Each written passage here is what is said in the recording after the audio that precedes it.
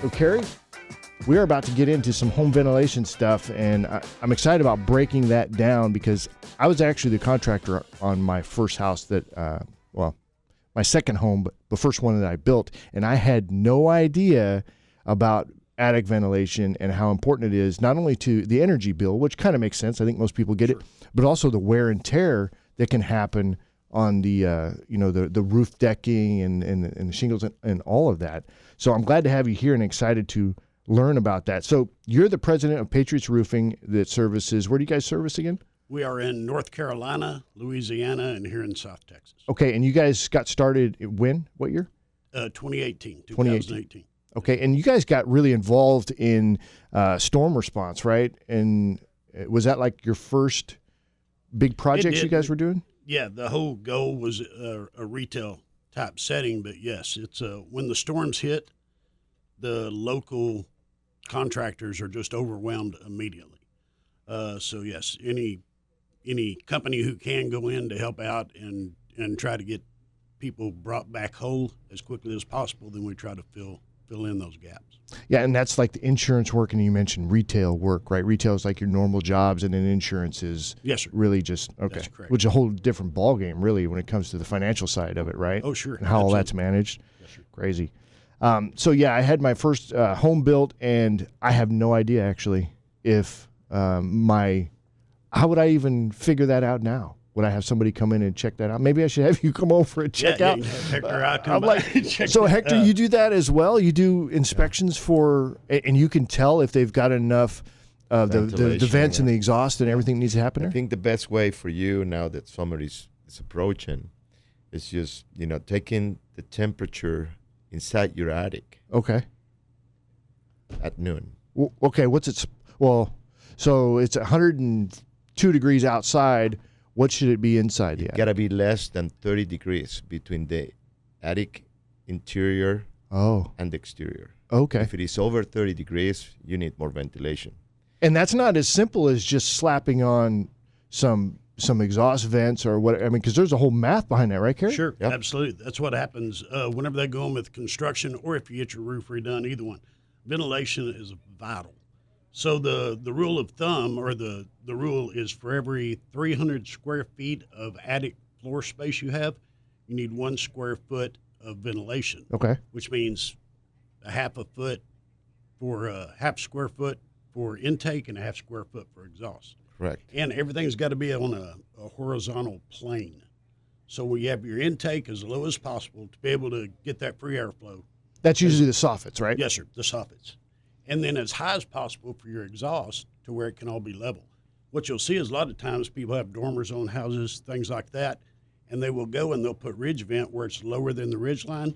Well, then that becomes your intake, and it just messes it. Then you're compressing everything. So you think you're helping. Absolutely. Well, you're actually messing it all up. Yes, sir. Absolutely. Yeah, that's what I found was completely fascinating to me. I was watching some YouTube videos, and, of course, they have animations and all that going on. I thought it was fantastic, because I'm like, oh, wow, I had no idea that you think you're helping, but you're not. You're actually creating another intake. Yes, sir. At a higher level. Yes, now you're trapping even more moisture and heat, whichever way you're looking at it, but you're packing that down. So let's talk a little bit about what kind of things can go wrong with improper attic ventilation. The main thing is moisture. Homes now are built so insulated. And everything that's electrical in your house creates moisture. It all goes up into the attic. So you have to get rid of that, because otherwise then the mold, mildew, and just general deterioration from that moisture or that heat, either way, they'll just, a roof that should last 30 years might last 20. Yeah.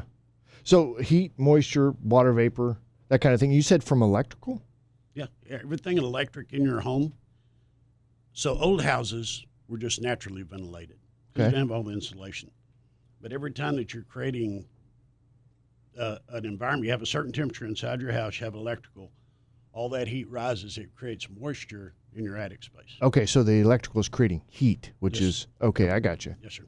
And it turns into stored or trapped moisture in your attic space. Okay. So mold, obviously, that's something I didn't quite expect from poor ventilation was a mold issue. Hector, is this something that you find as well when you're doing inspections? You'll find in most of the cases when you have not enough exit for the hot air, you'll find mold. Okay. Wow. The most common one is excess of heat inside the attic. Because we're creating moisture, and right. And the way things are designed now is, if you think of it like a convection oven, you let Mother Nature help you and work with you. Think of it as a convection oven.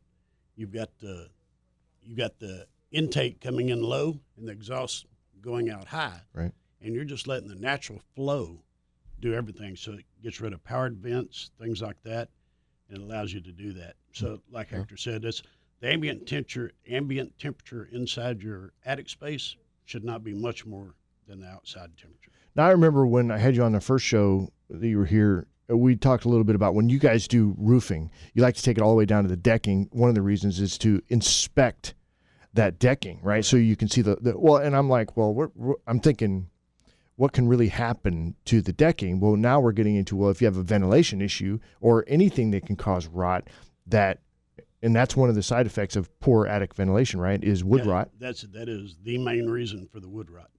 Oh, okay. Is the poor ventilation. Okay. Because otherwise, if you've secured everything on top of that roof, it's not getting down to your decking. All your damage to your decking is coming from inside that attic. That makes sense. Yeah, it's one of the most common issues that we find in houses. Actually, it's difficult to find it during the winter time when the temperatures are mild. But since we hit 90 degrees, it's very easy to find excess of heat in the attic. Okay. It's one of the most common issues. Right. Yeah. And then, of course, if the house is 20 years old and you've got excessive heat in there and nothing has ever changed, then you're going to know, well, there's going to be other problems. Yeah, you'll find, a number of issues in there. Wow. It's one of the things that it seems to be not that important. Everybody is, is spending on the foundation, on the HVAC system, plumbing, things like that, plumbing, electrical. But the attic ventilation is one of the most important items that we need to check. And why do you say that? Because it can drop the efficiency on your HVAC in the cooling mode. It generates the roof covering, which protects the whole house, right? It creates a lot of, for example, one of the big mistakes, and Kerry will talk more about that people do is they add more insulation into houses that are built maybe 25 years ago or more.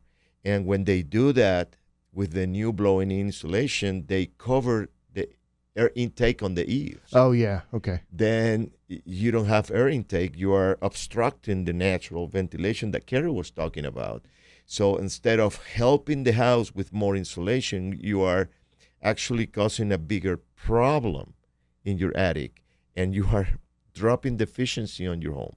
And Kerry, that's where baffling comes in, right? Yep. Putting in the baffles so that we can make sure that those vents don't get covered. But they can also be covered from the outside too, right? Ventilation can get covered from the outside, like whether it's spider webs or whether it's debris or... Sure. Somebody had a paint job done at one time. Yes. They didn't paint over it. All kinds of birds or different animals nesting can get in there and do some nesting. Yes, sir. Yep. Yeah. So, I mean, it's just these things we don't really think about until it's causing a bigger problem, and now it's a huge expense. Well, and at the time, if you do it correctly, when it's time to do it, it's practically no expense, but you have saved yourself a great deal of expense. Yeah, and I think as a homeowner, these are the things that are frustrating to me, because it's like, when are we supposed to be taught to ask these questions? Because a lot of times we don't even know. It's like, I mean, is that a conversation? I never had that conversation with my framer. And I don't even know, would that have been a conversation with the framer, or would it have been with the roofer that came afterwards, or both? Both. And then, again, I would suggest to anyone, even if you're about to build, I would involve a home inspector, someone who is well-rounded with all the different trades involved in building that home, and to get the proper advice and to make sure that that all the right procedures are followed. So we don't have a whole lot of ice dam issues here in South Texas, right? But I thought that was interesting too, is that you'll have, because of the temperature of the roofing and the outside, that you have like a change, so ice will melt or snow will melt and then ice will form, and then you end up with an issue where water is staying on the roof longer than possible. How does that impact the quality or the roofing? Same exact thing. So they're getting so much weight down there at that eave because it's melting down, turning into ice, because it needs to be able to melt and all drain and go away. And that's not what's happening. It will freeze. So now you have that extra weight, and then you have moisture still there. So if you do have if your roof is compromised somehow on flashings or things like that, then that water can end up getting in and penetrating and getting to the decking. Okay, and then you got rot and you got all the other issues that come with that. Okay, and then of course energy costs too. That's always a factor. And to Hector's point about, well, people will come in and add insulation because obviously their goal is to reduce their energy costs. It's the only reason they're insulating the attic, right? Mm-hmm. But they don't realize they might be causing additional problems. Do you guys just either one of you off the top of your head know like how big of an impact percentage-wise that, I mean, that might be too hard of a question, that a poorly ventilated attic can have on your energy bill? I mean, an increase of 15%, 25, 50, 85, I don't even know. Like I said, I think you'll lose, could conceivably lose 1/3 of what you should expect the lifespan of that roof to be. Okay, so definitely on the lifespan of that. What about energy bills, Hector? Okay. Energy bill, it depends. I mean, it varies on the type of construction, type of insulation. How big the roof is, everything, right? It depends, but definitely it is affecting it negatively. Yeah, absolutely. And that's something we should keep an eye on. Yeah. All right, so, and Kerry, you touched on this. Proper ventilation is the number one factor that affects the lifespan of your roof system.